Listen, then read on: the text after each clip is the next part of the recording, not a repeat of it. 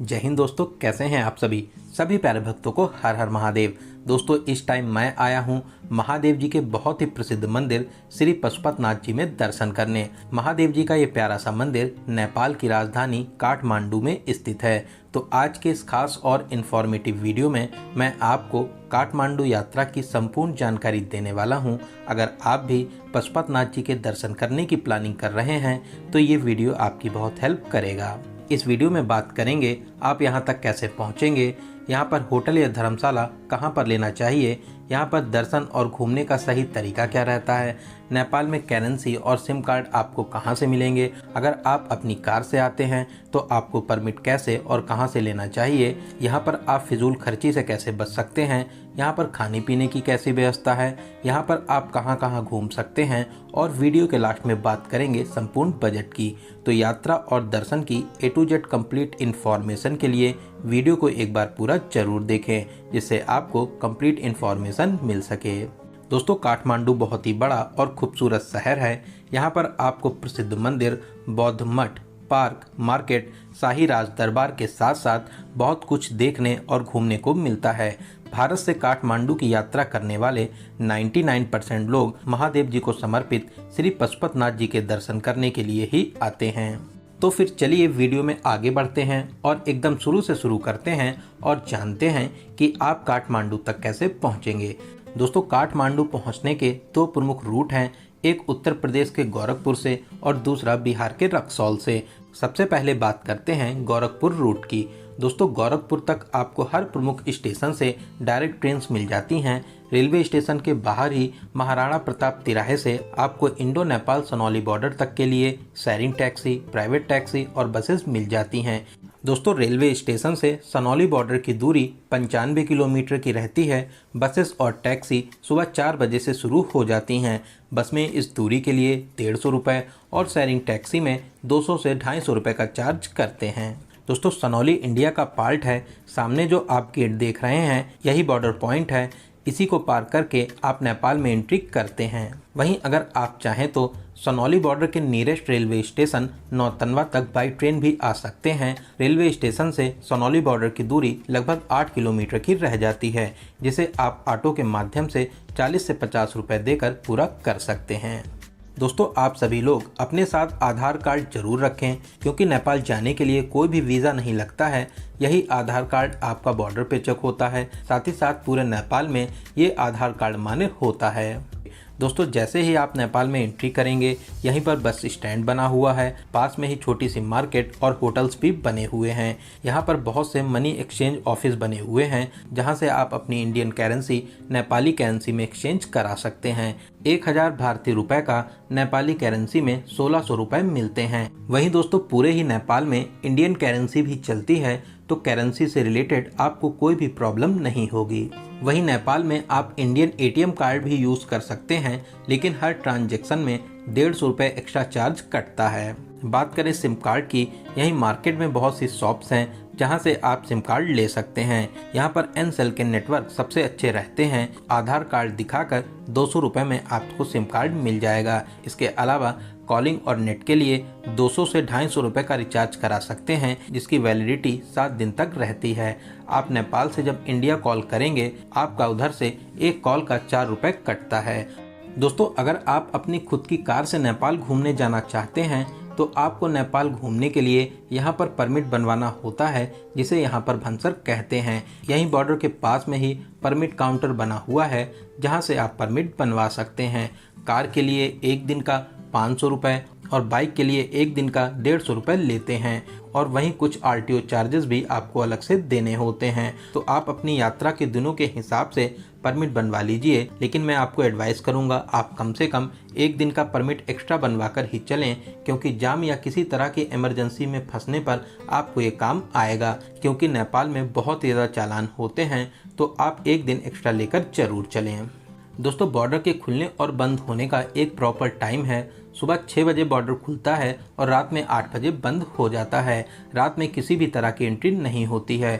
तो चलिए SIM card, permit और करेंसी एक्सचेंज कराने के बाद में अब हम लोग बात करते हैं कि काठमांडू कैसे पहुंचेंगे। दोस्तों नेपाल में जैसे ही आप एंट्री करेंगे यहीं पास में ही बस स्टैंड बना हुआ है।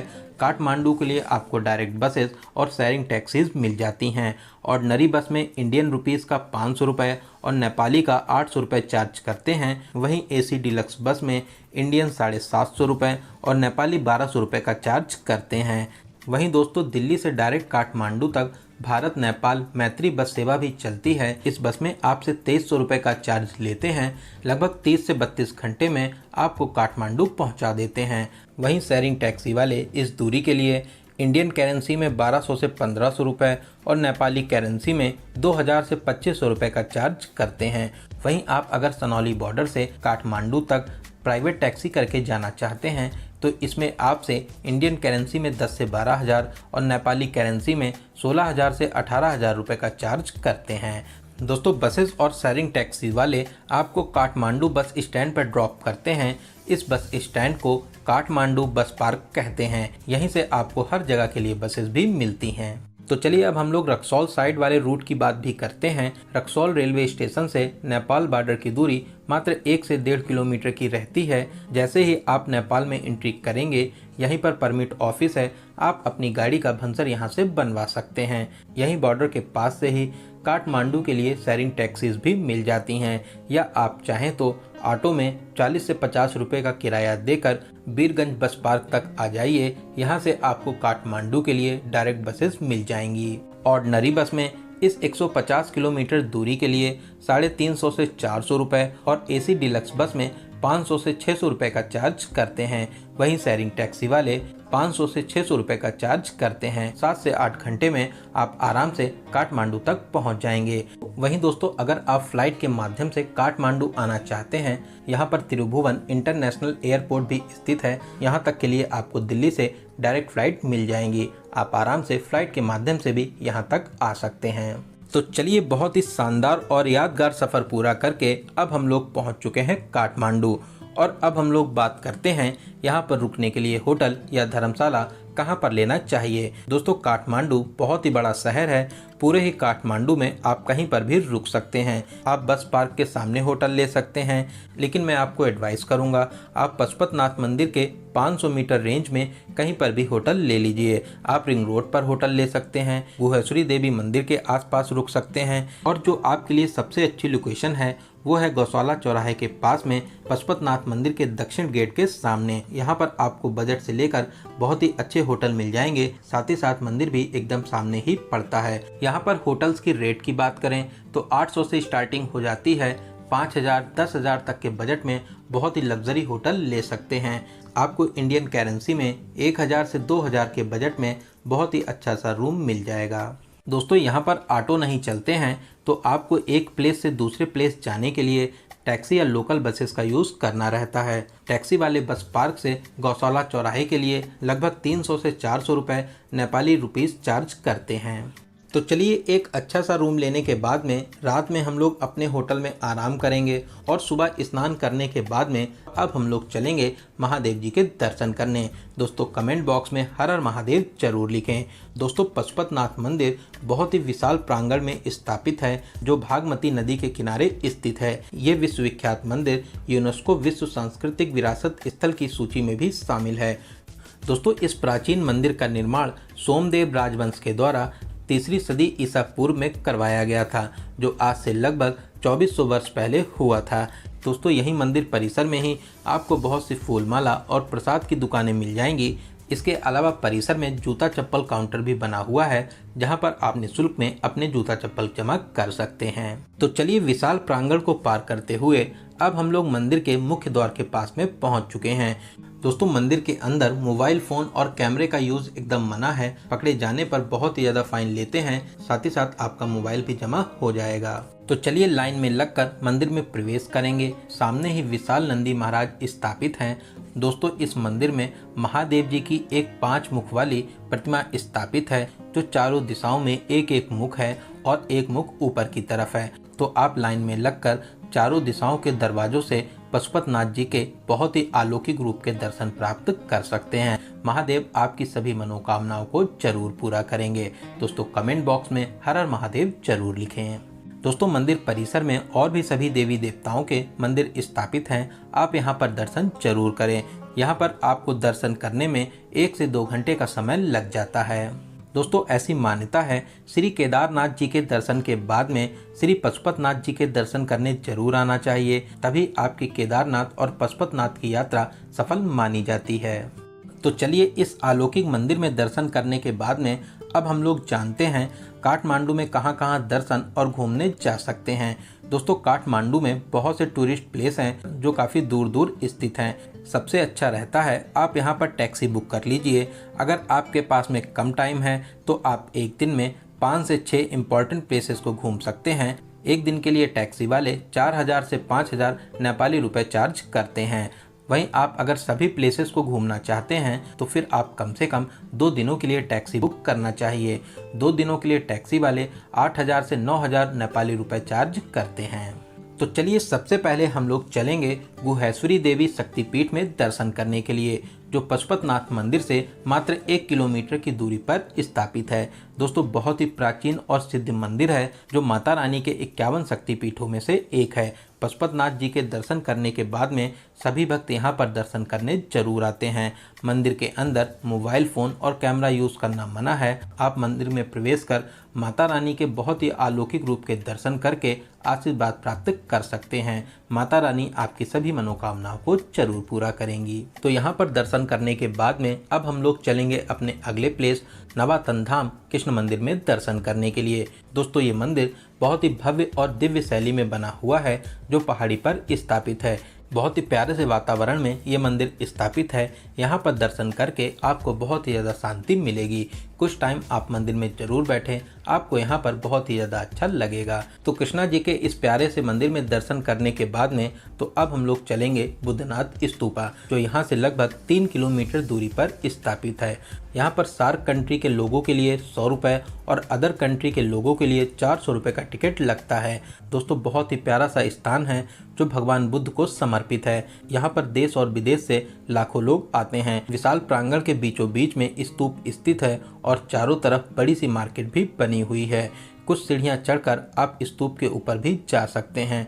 तो यहाँ पे 20 से 30 मिनट घूमने के बाद में अब हम लोग चलेंगे अपने अगले प्लेस गार्डन ऑफ ड्रीम्स, जो बहुत ही प्यारा गार्डन है।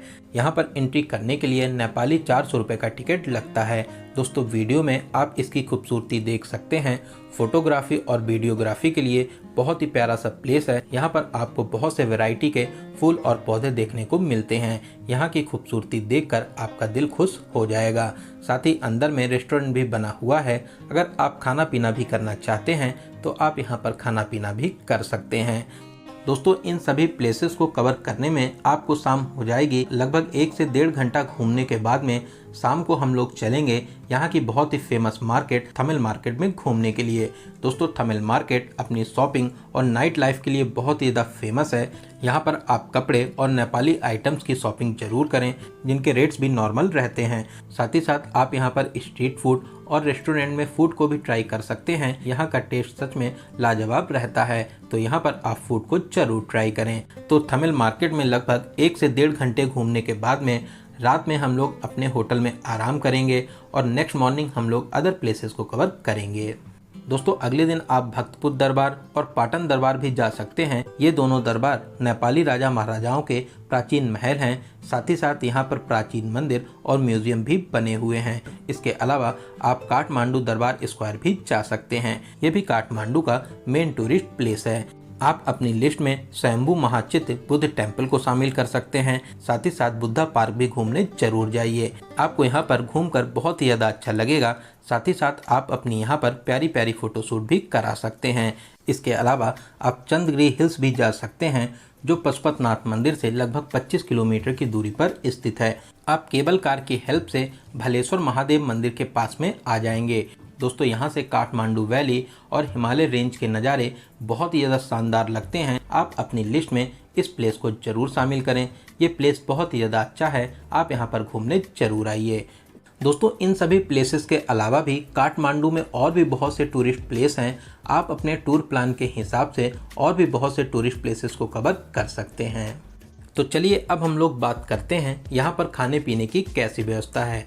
दोस्तों यहाँ पर आपको veg, non veg, Thai food, Korean food, Japanese food, हर तरीके के फूड मिल जाएंगे, लेकिन नॉन वेज के ऑप्शंस आपको ज़्यादा मिलते हैं। वहीं बहुत से होटल्स में आपको वेज फूड भी मिल जाता है। साथ ही साथ जो मैंने आपको पशुपतिनाथ दक्षिण गेट के सामने वाली लोकेशन बताई है, यहाँ पर आपको बहुत ही अच्छा वेज रेस्टोरेंट भी मिल जाएगा, जहाँ पर आप नॉर्मल रेट पर खाना पीना भी कर सकते हैं। तो चलिए अब हम लोग बात करते हैं यहाँ पर आने का सबसे अच्छा समय कौन सा रहता है। दोस्तों ऐसे तो बरसात के टाइम पर सावन में भी यहाँ पर बहुत ही ज़्यादा भीड़ भाड़ होती है। अगर आप बरसात को अवॉइड करना चाहते हैं तो आप अक्टूबर, नवंबर, दिसंबर में भी यहाँ पर घूमने आ सकते हैं। इसके अलावा मार्च, अप्रैल, मई और जून यहाँ का पीक टाइम रहता है। इस टाइम पर यहाँ पर बहुत ही ज़्यादा भीड़ भाड़ होती है। बात करें काठमांडू में आपको कितने दिनों का टूर प्लान बनाना चाहिए। आपको काठमांडू घूमने के लिए 3 डेज और 2 नाइट का स्टे जरूर करना चाहिए। वहीं आप 4 डेज और 3 नाइट का भी स्टे बना सकते हैं। वहीं गोरखपुर या रक्सौल साइड से आप आ रहे हैं तो आप मान के चलिए कि कम से कम आपका 2 दिन आने जाने में भी लग जाएगा। तो आप उसी हिसाब से अपना टूर प्लान बनाइए। तो चलिए अब हम लोग बात करते हैं सबसे जरूरी क्वेश्चन बजट की। कितने बजट में आप इस पावन यात्रा को पूरा कर लेंगे। दोस्तों मैं मान के चलता हूं कि आप कम से कम 2 या 3 लोग तो यहां पर घूमने आएंगे ही आएंगे। साथ ही साथ आप 3 डेज और 2 नाइट का प्लान बनाते हैं तो 25,000 से 30,000 इंडियन रुपीज़ में आप इस यात्रा को बहुत ही अच्छे तरीके से पूरा कर लेंगे। वहीं अगर आप 4 डेज और 3 नाइट का काठमांडू में स्टे बनाते हैं तो आप मान के चलिए 30,000 से 35,000 रुपये में आप इस यात्रा को बहुत ही अच्छे तरीके से पूरा कर लेंगे। इस बजट में आपका आने जाने का बस का किराया, खाना पीना, होटल, यहाँ पर लगने वाले टिकट और घूमने के लिए टैक्सी का किराया इंक्लूड है। गोरखपुर और रक्सौल तक आने के लिए ट्रेन का टिकट आप अपने हिसाब से बुक कर सकते हैं।